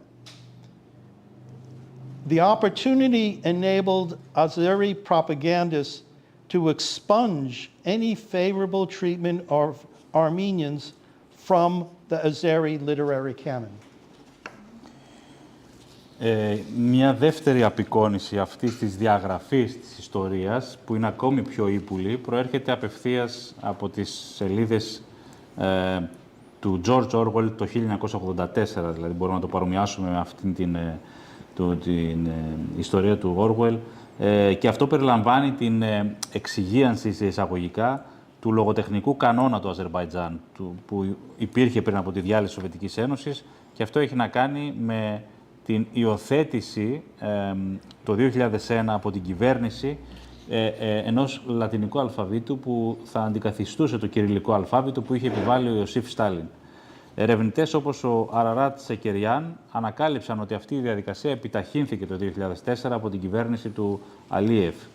Η ευκαιρία αυτή, της αλλαγής δηλαδή του αλφαβήτου σε λατινικό, έδωσε τη δυνατότητα στους Αζέρους προπαγανδιστές να εξαλείψουν κάθε ευνοϊκή μεταχείριση που υπήρχε στα προηγούμενα λογοτεχνικά είδη των Αζέρων. Αυτή η μετατραπή από τα αζερικά στα λατινικά εξάλειψε κάθε ευνοϊκή μεταχείριση των Αρμενίων στα κείμενα αυτά. The government launched a large campaign to transliterate Soviet-era Azerbaijani literature from Cyrillic alphabet into the Latin alphabet. As Sakarian remarks, quote, during this state-sponsored campaign, more than 2,000 works of fiction have been transliterated with a particular type of censorship. Armenian characters and any kind of ethnic reference to Armenia and Armenians were cleansed from the fictional world of Soviet Azerbaijan.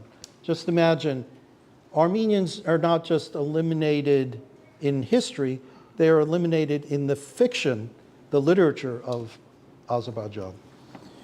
Έτσι, η κυβέρνηση το Αζερμπαϊτζάν ξεκίνησε μια μεγάλη εκστρατεία για την μεταγραφή της λογοτεχνίας του Αζερμπαϊτζάν της σοβιετικής εποχής από το κυριλικό αλφάβητο στη λατινική γραφή. Όπως παρατηρεί ο Σικεριάν, κατά τη διάρκεια αυτής της εκστρατείας που είναι χρηματοδοτούμενη από το κράτος, περισσότερα από 2.000 έργα μύθοπλασίας έχουν μεταγραφεί, αλλά με έναν ιδιαίτερο τύπο λογοκρισίας.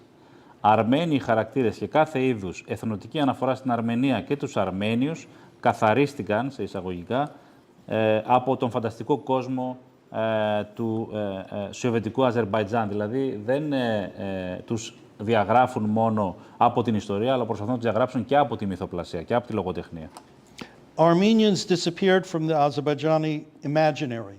With a clean slate to work with, the government has an easier time to indoctrinate young people with the racist stereotypes of Armenians necessary to facilitate their campaign of genocidal violence.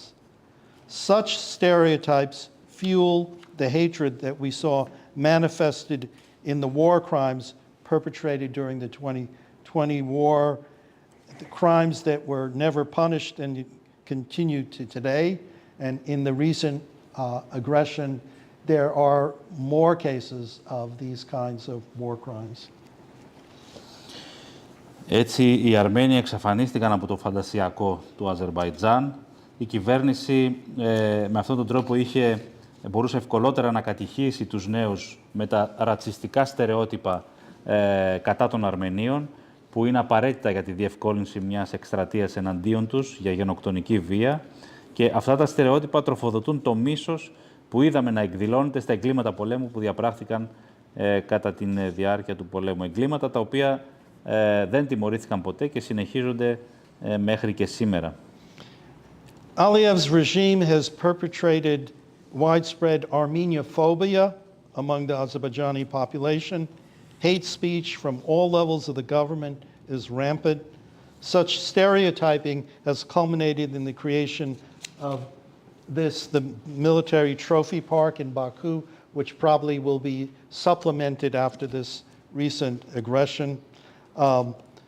Such stereotyping, as I said, has culminated in this racist depictions of Armenians. These are wax mannequins. They were taken down after a worldwide complaint about them, but as you can see, they're depicting Armenians in a certain kind of stereotype. They were displayed at the park. This is all part of an attempt to get the public accustomed to the stereotype and racial hatred. Children were encouraged to play with these trophies of the war. This will be their only experience with Armenians, the Armenians whose existence is denied in the literary and physical landscape of the country. Και όπως δείχνει εδώ στις φωτογραφίες, το καθεστώς του Αλίεφ έχει διονύσει την ευρεία αρμενοφοβία στον πληθυσμό του Αζερμπαϊτζάν και η ρητορική μίσους σε όλα τα επίπεδα στην κυβέρνηση είναι ανεξέλεγκτη. Τέτοια στερεότυπα αρμενοφοβίας κορυφώθηκαν με τη δημιουργία αυτού του Military Trophy Park στον Μπακού, όπου ουσιαστικά κέρινες κούκλες Αρμενίων στρατιωτών εκτέθηκαν στο πάρκο με άκρος ταπεινωτικό και ρατσιστικό τρόπο και τα παιδιά ενθαρρύνονται να παίζουν με αυτές τις κούκλες και αυτή θα είναι η μόνη εμπειρία που θα έχουν τα παιδιά αυτά με τους Αρμένιους και έτσι χαρακτηρίστηκε αυτό το πάρκο από τους... υπήρξε μεγάλη κριτική από τους δυτικούς και έχουν αποσυρθεί. They moved this... The mannequins, they removed them after there were complaints, including from the International Court of Justice. Λόγω της κριτικής που υπήρξε, δηλαδή, απομακρύνθηκαν αυτά τα κέρινα ομοιώματα.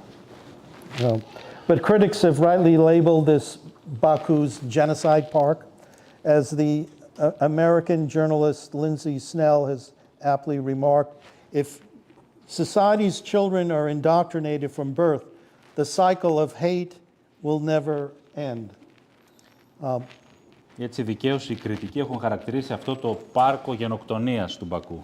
Πάρκο γενοκτονίας του Μπακού και όπως εύστοχα παρατήρησε η Αμερικανίδα δημοσιογράφος Lindsay Snell, εάν τα παιδιά μιας κοινωνίας κατηχηθούν από τη γέννησή τους με αυτόν τον τρόπο, ο κύκλος του μίσους δεν θα τελειώσει ποτέ.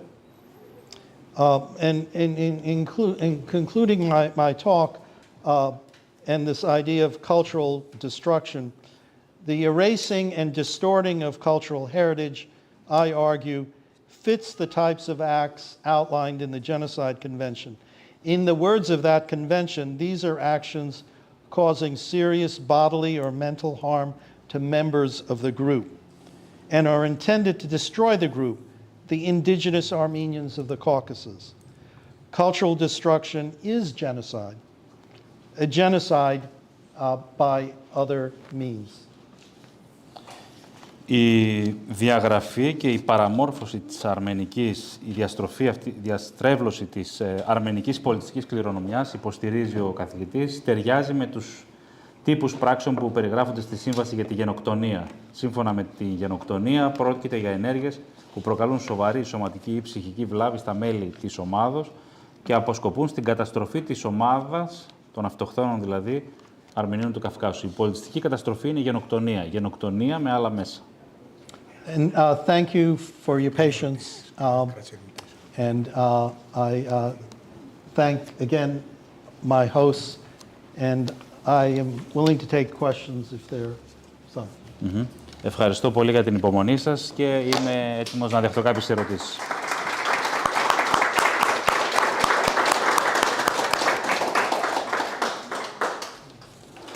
Ερωτήσεις. I know there was a lot there. Ξέρω ότι ήταν πολλά αυτά που είπαμε. Αν υπάρχουν ερωτήσεις. Ναι, εκεί πίσω. Yes. Αν θέλετε λίγο δυνατά να ακούγεστε. Dear Professor, welcome to Thessaloniki. My name is Armen. I'm a lawyer, specifically international and European law. The question is based exactly on the treaty that you mentioned lastly about the generosity. There's something that occurs also with the funding generosity.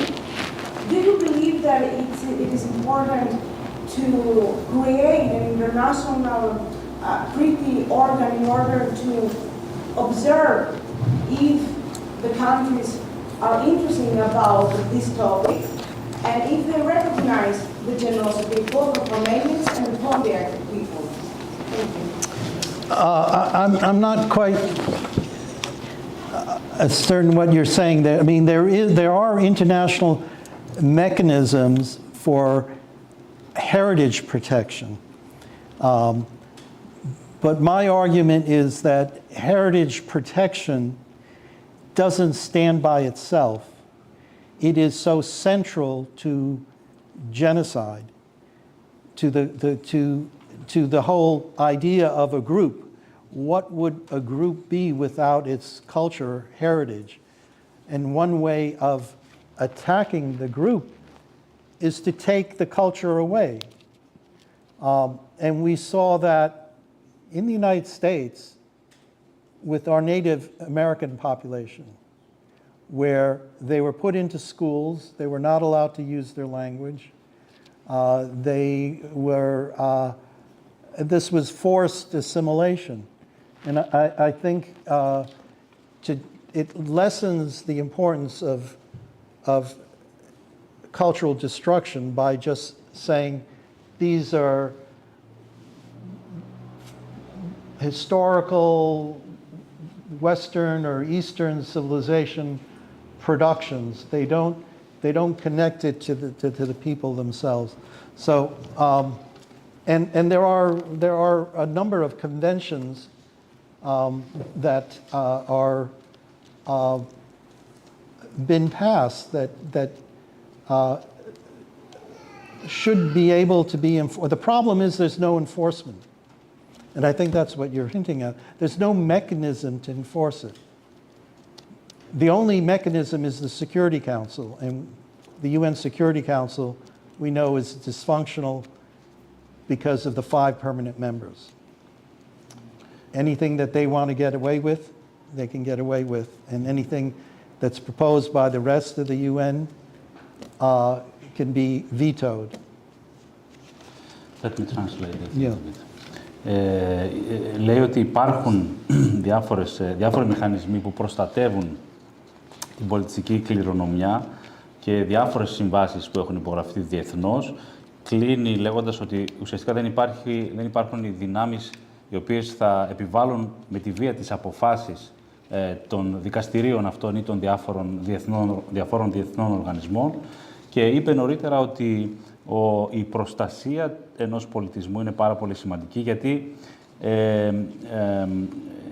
ένας λαός δεν υπάρχει χωρίς τον πολιτισμό του. Δηλαδή, η καταστροφή του πολιτισμού συνδυάζεται με τη γενοκτονία του λαού, δηλαδή τον αφανισμό του. Τι θα ήταν μια ομάδα πολιτιστική, μια εθνική ομάδα χωρίς τον πολιτισμό της. Και δίνει ένα παράδειγμα, δείτε για παράδειγμα τι συνέβη στην Αμερική με τους Ιθαγενείς, όπου εκεί απαγορεύτηκε να μιλούν τη γλώσσα τους, πήγαν στα σχολεία και προσπάθησαν να τους περάσουν ένα εκπαιδευτικό σύστημα τελείως αλότριο από τη δική τους παράδοση. Ουσιαστικά δηλαδή προσπάθησαν να τους αφομοιώσουν με τη βία. Και φυσικά είναι ένα παράδειγμα πολιτιστικής γενοκτονίας. Yeah. I want to comment about the rape as war weapon. And it's something that I'm studying right now. It's very preventing again from the Pontiac people, but it's something very useful and something very that because of the shameful of the act, it's very hidden in the history and also in law. I just want to comment your opinion about that. Yes, well, rape... Let me translate the question. Η ερώτηση είναι πώς χαρακτηρίζει τον βιασμό ως όπλο γενοκτονίας. Ως όπλο πολέμου. Ναι.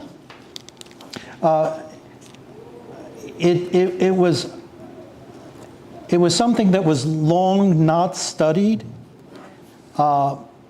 One of the greatest victims of war and genocide were women.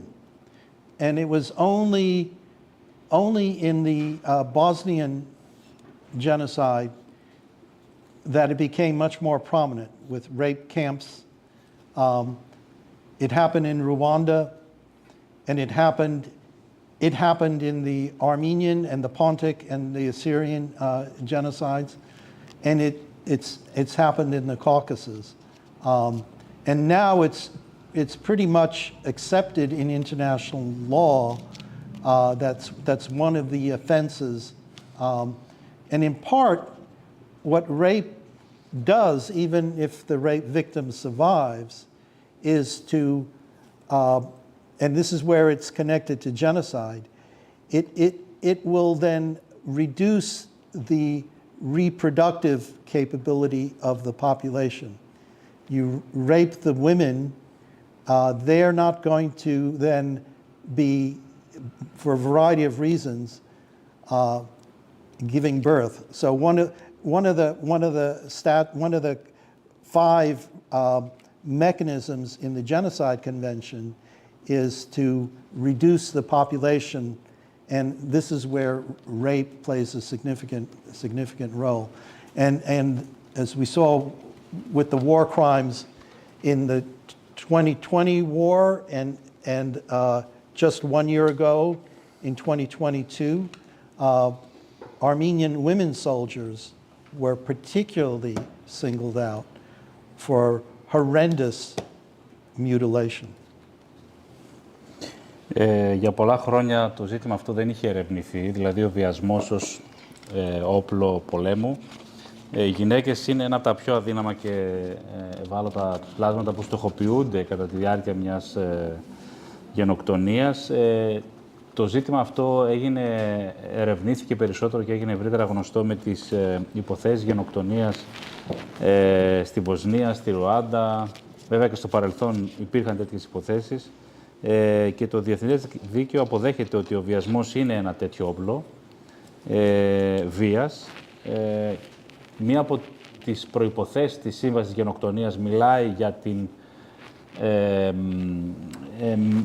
σκόπιμη μείωση των γεννήσεων μέσα στην στοχευμένη ομάδα και κατά το παρελθόν και στον πόλεμο του 2020 και του 2022 που έγινε, σε πολλές περιπτώσεις οι γυναίκες που βιάζονται δεν γεννούν τα παιδιά του βιασμού αυτού για διάφορους λόγους, προφανώς καταλαβαίνουμε αρκετούς από αυτούς, και αυτός είναι και αυτός ένας τρόπος για να συμβάλλει στην προϋποθέτει σύμβαση του 48 για να χαρακτηριστεί ένα έγκλημα γενοκτονία. Άλλη ερώτηση? Okay. Ο Χοβίκ. Θέλω να ρωτήσω κατά τον καθηγητή τι ευθύνεται για όλη αυτή την τραγωδία που περνάμε τα τελευταία χρόνια. Θα ήθελα να ακούσω μια επιστημονική άποψη πέρα από αυτά που λέγονται στο Facebook και αυτά που μπορεί να πιστεύω. Και πώς βλέπει να εξελίσσεται το ζήτημα αυτό από εδώ πέρα. What do you think are the causes of what is happening right now in Nagorno-Karabakh? And this is the first question. What are the causes for what is happening? And the second one is, what do you think that the future will be for this region? As to the causes, I mean, I've touched on it here. It's the idea that there's been impunity. When there's impunity, when people are not held to account, are not punished, they will take the next step. And that's what we saw with Aliyev. He was not held to account for the crimes he committed in 2020. He's not been held account for the cultural destruction. He's not held account. Every agreement he signed, including the Madrid Principles, have been violated. And there have been no consequences. no consequences either from the West, the United States, or Russia. And I believe he was, in a sense, given the green light to do what he did, because he knew the United States was not going to intervene. He knew that Russia was too occupied in Ukraine, and I believe that he saw no consequences. There were no sanctions. The United States gives military security assistance to Azerbaijan. It's deplorable that we do that. And the reason why we do that is somehow they need to protect their border with Iran. It's this obsession of the United States with Iran that I think in a way is reflected in our geopolitics with Azerbaijan, besides the oil and the gas. What's the future? I can't predict. I'm not that optimistic, but I agree with the honorary consul that unless Armenia strengthens itself, any peace treaty with Azerbaijan is not worth the paper it's signed on. A peace treaty can only work if both parties are at somewhat of an equal status of power. And I think it's incumbent upon Armenians to make sure that economically and militarily Armenia is strengthened to a point where it cannot be threatened. And we know that Aliyev refers to Armenia as Western Azerbaijan. We were just visitors to this region. And we know the consequences. We've seen it in Karabakh. Okay. Λοιπόν, όσον αφορά τις αιτίες, η βασική αιτία είναι η ατιμωρησία. Όταν δεν υπάρχει τιμωρία για τα εγκλήματα τα οποία πραγματοποιούνται, οι θύτες είναι έτοιμοι να κάνουν το επόμενο βήμα. Όπως έγινε με τον Αλίεφ το 2020, δεν τιμωρήθηκε. Δεν τιμωρήθηκε για την πολιτιστική καταστροφή. Ο ίδιος δεν τήρησε καμία συμφωνία από αυτές που υπέγραψε και δεν είχε καμία συνέπεια γι' αυτό, το ότι δεν τήρησε τις συμφωνίες. Έτσι, ούτε από τη Δύση, ούτε από τη Ρωσία. Ήξερε από τη μια ότι η Αμερική δεν θα επέμβει. Από την άλλη, η Ρωσία ήταν πολύ απασχολημένη με τον πόλεμο στην Ουκρανία. Και έτσι, κατά κάποιο τρόπο, θεωρεί ότι δόθηκε το πράσινο φως στον Αλίεφ και στο Αζερμπαϊτζάν. Και ουσιαστικά τα γεωπολιτικά συμφέροντα της Αμερικής δεν της επιτρέπουν να επέμβει υπέρ της Αρμενίας. Όσον αφορά το μέλλον, δεν είναι πολύ αισιόδοξος και λέει ότι αν η Αρμενία δεν ενδυναμωθεί, όπως είπε και ο επίτιμος πρόξενος, κάθε συμφωνία που θα υπογράψει το Αζερμπαϊτζάν δεν θα έχει καμία ισχύ, δεν αξίζει, όπως είπε χαρακτηριστικά, το χαρτί στο οποίο έχει υπογραφτεί. Οι συμφωνίες στηρούνται μόνο όταν υπογράφονται από δύο ίσα μέρη ή όταν υπάρχει κάποιος ο οποίος μπορεί να επιβάλλει τους όρους μιας συμφωνίας και λέει ότι η Αρμενία θα πρέπει να ενισχυθεί οικονομικά και στρατιωτικά σε τέτοιο βαθμό που δεν θα μπορεί να απειληθεί από το Αζερμπαϊτζάν. Ξέρετε ότι το Αζερμπαϊτζάν αναφέρεται στην Αρμενία ως Δυτικό Αζερμπαϊτζάν. Άρα, συνεπώς, η ενδυνάμωση οικονομική και στρατιωτική είναι πολύ σημαντική για την Αρμενία να μπορεί να σταθεί στην περιοχή. And you can... Δεν είναι αυτό. Είναι αυτό που ξέρω και εγώ, δηλαδή τα γνωρίζουμε τα γεωπολιτικά, ασχολούμαστε. Η ερώτησή μου είναι συγκεκριμένη και εκεί δεν την κάνω δημόσια, μπορώ να το ρωτήσω και λίγο πιο έξω και να το γνωρίζω. Θα το πω ξεκάθαρα. Φταίει ο Πασινιάν, ναι ή όχι. Θέλω να δει η κυβέρνηση, μια διαχρονική κυβέρνηση.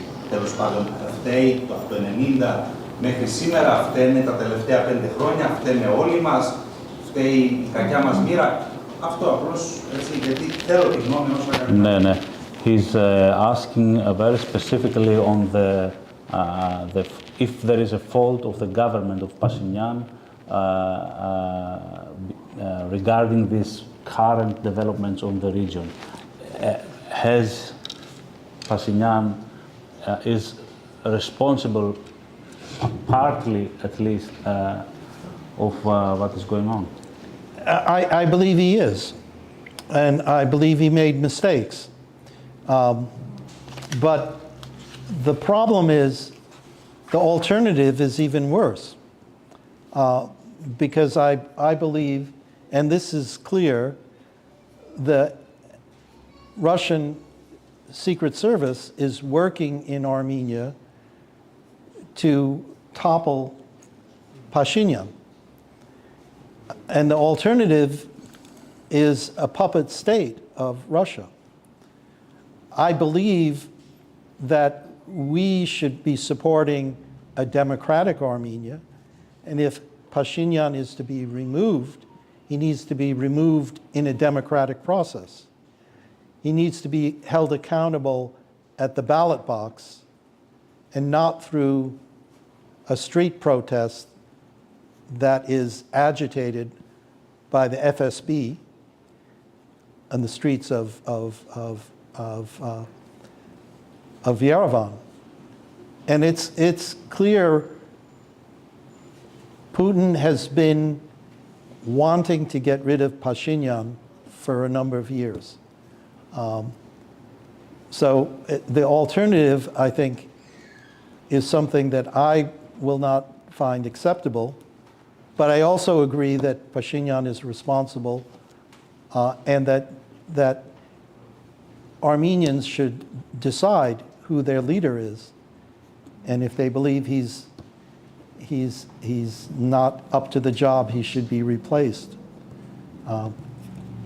But not under the more corrupt regime that we saw with his predecessors. Θεωρεί ότι έχει κάνει λάθη, ναι, ότι ευθύνεται και ο ίδιος, έχει κάνει λάθη, αλλά οι εναλλακτικές που υπάρχουν είναι χειρότερες, με την έννοια ότι οι μυστικές υπηρεσίες προσπαθούν να δημιουργήσουν μια κυβέρνηση φιλορωσική που θα την χειρίζεται η Ρωσία. Είναι ξεκάθαρο ότι ο Πούτιν θέλει να τον ξεφορτωθεί, τον Πασινιάν, αλλά λέει ότι ουσιαστικά χρειάζεται μια ενδυνάμωση της δημοκρατίας, όπου οι Αρμένοι θα αποφασίσουν οι ίδιοι τι είναι καλύτερο για αυτούς και όχι να τους έρθει από τις μυστικές υπηρεσίες ή να τους επιβληθεί μια φιλορωσική κυβέρνηση, η οποία θα είναι puppet, ας πούμε, κυβέρνηση, δηλαδή ουσιαστικά θα υποχείριο της Ρωσίας. Και φυσικά αναφέρεται και στη διαφθορά των προηγούμενων κυβερνήσεων.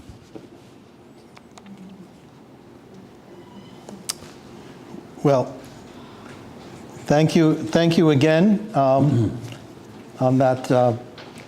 As I said, I can't predict the future, but I agree the future is up to us. And we need to work to make sure Armenia is strong the next time it's threatened as it was in most recent violence. Thank you.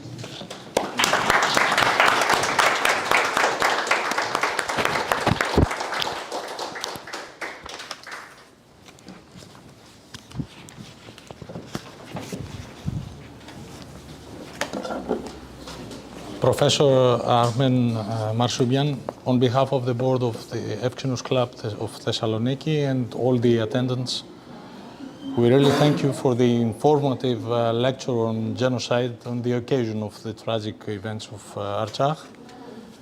Good luck with your exhibition in the Byzantine Museum. Yeah. And of course, we hope to continue our cooperation even more actively in the future. Ευχαριστούμε πάρα πολύ όλους όσοι ήρθατε σήμερα στους χώρους του σωματείου μας, της Ευξήνου Λέσχης της Θεσσαλονίκης.